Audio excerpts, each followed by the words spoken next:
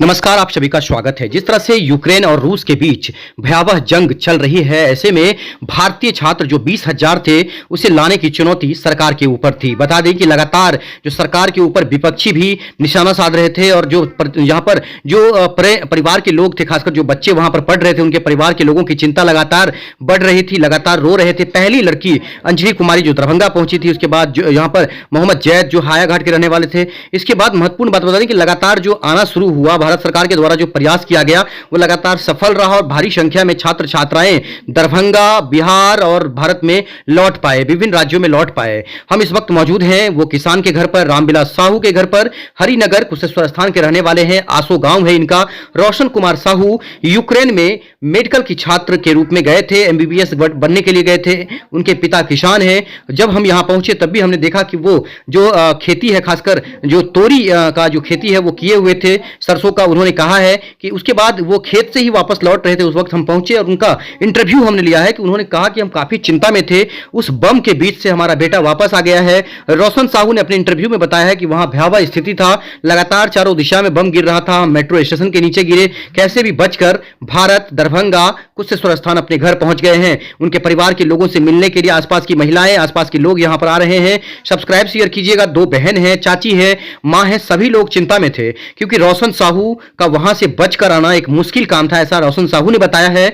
वहां पर लगातार बम की जो आवाजें आ रही थी, उससे परिवार के लोगों का रो रो कर बुरा हाल था। सब्सक्राइब शेयर इस चैनल को जरूर कीजिएगा, सभी लोगों तक शेयर कीजिए। महत्वपूर्ण बात बता दें, कुशेश्वर स्थान पश्चिमी के सीईओ काशिफ नवाज की काफी तारीफ हो रही है। उन्होंने एक काबिल तारीफ काम किया है इस परिवार को हंसाने के लिए और रोशन साहू को लाने के लिए। उन्होंने बेहतरीन काम किया, जिलाधिकारी से मिलकर, जिलाधिकारी से बात करके उन्होंने ये काम किया है। अब आपको इंटरव्यू सुनाते हैं। आपको बता दें, काशिफ नवाज सीईओ हैं यहाँ पर कुशेश्वर स्थान पश्चिमी के। रोशन कुमार साहू है, मैं दरभंगा डिस्ट्रिक्ट आसो बिहार का रहने वाला हूँ। पापा जी का नाम रामविलास साहू है।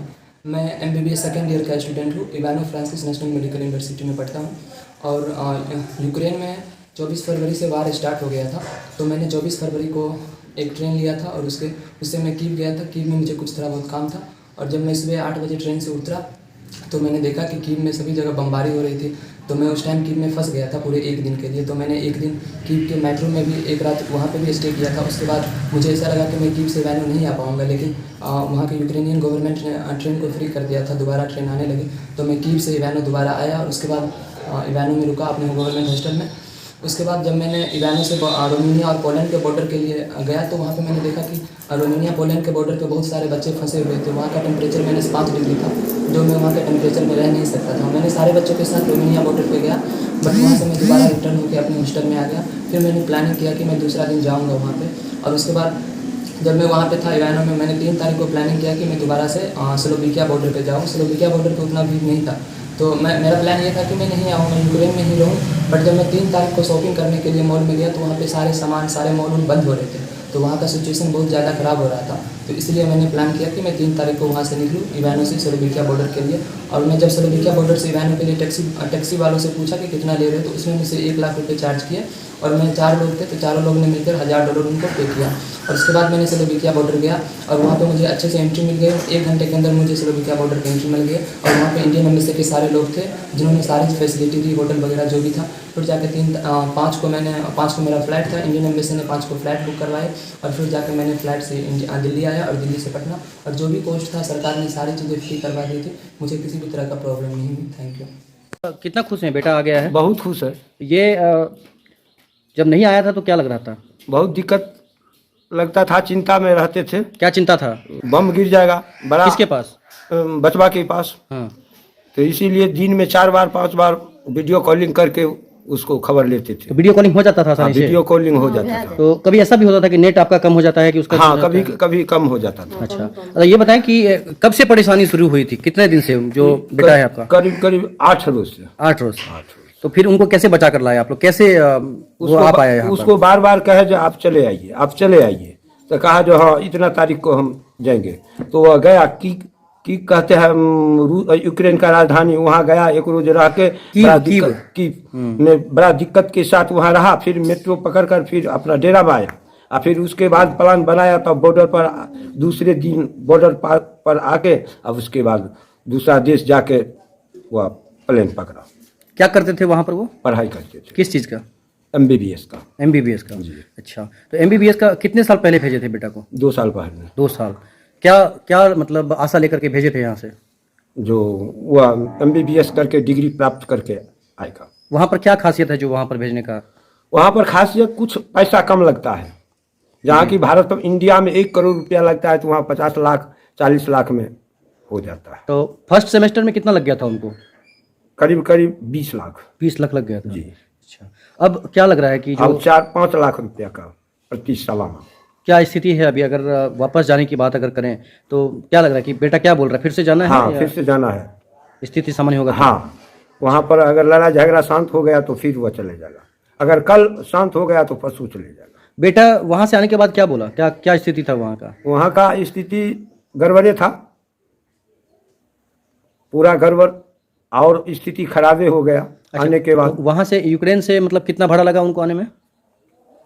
भाड़ा तो नहीं लगा, भाड़ा नहीं लगा? ना। मतलब सरकार ने arrangement सरकार कर दिया है। सरकार वहाँ यूक्रेन में एयरपोर्ट पर चढ़ा तो पटना उतरा, पटना से सरकार का कार था जो कटवारा घाट उतार दिया। कटवारा घाट घर पर घर पर उतार घर दिया। पर उतार दिया। अच्छा, उसके बाद कोई पदाधिकारी भी आए थे? जी, सीओ साहब आए थे। सीओ साहब कहाँ के सीओ साहब हैं? कुशेश्वर थाना के। कुशेश्वर थाना के? जी, कुशेश्वर थाना की प्रखंड?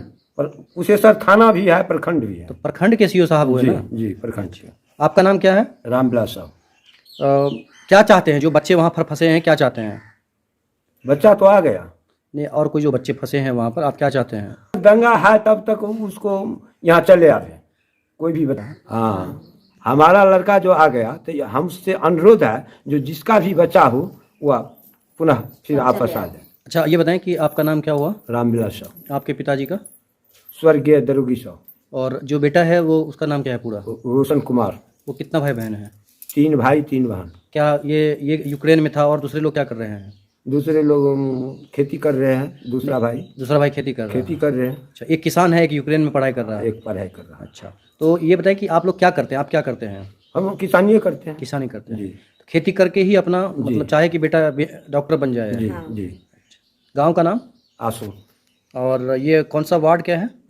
वार्ड नंबर 2 आ गया है। बड़ खुश भए गेलियै, जोर से बोली।